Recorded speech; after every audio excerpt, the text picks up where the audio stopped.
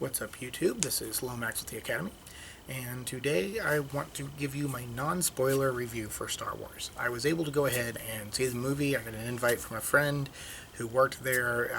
I was their guest for the employee screening. So this is my non-spoiler review. There will be no spoilers posted by me until the 29th, because that was a promise that I made. So on with the review. I'm going to give this an 8.5. This is a great movie. For me, this is going to be right below Empire. I mean, Empire is my favorite, so now we have this. Now, the reason is because it has a lot of callbacks to the original trilogy. It gives you some history, because it kind of has to. It has to catch you up on 30 years of history. I'm really looking forward to Episode 8, because in Episode 8, they won't have to do that. You'll just be able to go right into the storyline, which is fantastic. They've really set it up.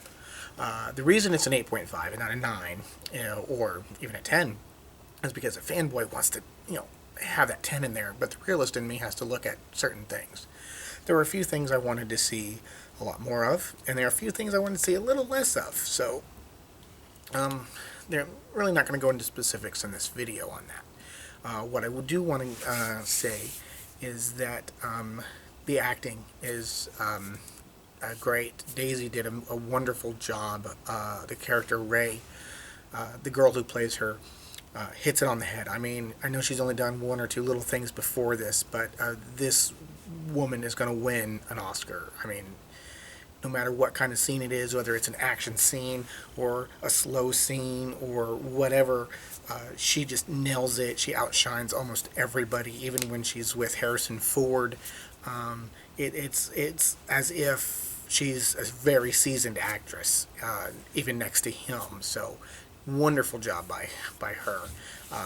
Finn, I would like to have seen a little bit more on Finn. They played in a little bit too much of something about him, but then not enough of his other aspects of his past. So there's that. There wasn't a lot of Poe Dameron, not as much as I would have liked to have seen, but he was great. He's a good pilot. He really mixes well with Finn and Rey. They make a good cohesive team. I'm really looking forward to seeing them as a new trio and everything for the upcoming series. That's great. I'm not going to say anything about Luke Skywalker, because anything at all that I tell you will be a spoiler. Again, with people are speculating over character deaths and relations and things like that, and I'm not going to spoil any of that for you right now. Come see me on the 19th or the 29th, and we will talk about that. I'm going to get that roundtable discussion with TJ over at Totally Jumbled. I'm trying to get CinemaSins to come in, if they will. That would be awesome. So, all in all, this movie is worth seeing it. The thing with this movie is that it's kind of like Jedi. Once you saw it the first time, you'd seen it.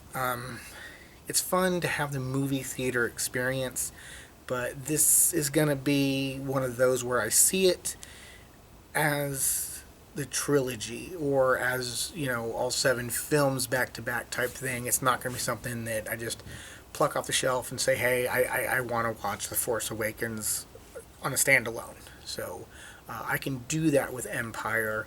I can do that with any of the original trilogy. The only one from the prequels that I could do was Episode 3. Episode 1 felt to me like it was the backstory of the backstory. It completely, I think Episode 2 should have been Episode 1, and there should have been something else in the middle there. Maybe, all the references that Obi-Wan made about, being saved by Anakin would have been a much better story than Episode 1, period. So, we gotta have that. It could have been better written. This, however, was great. JJ did a great job. So, all those involved in the In JJ We Trust movement, your faith was well founded. There is one small thing, that JJ kind of gets caught up in his usual skiff and everything on this. So, anyway, I just found out today he's not directing Episode 8. The guy that did Looper will be writing and directing Episode 8. So I look forward to that, because I don't know, no matter what you say, I enjoyed the movie Looper. So, excuse me. Anyway, I can't wait for my friends to get back from vacation. I can't wait to talk about all this. It's great.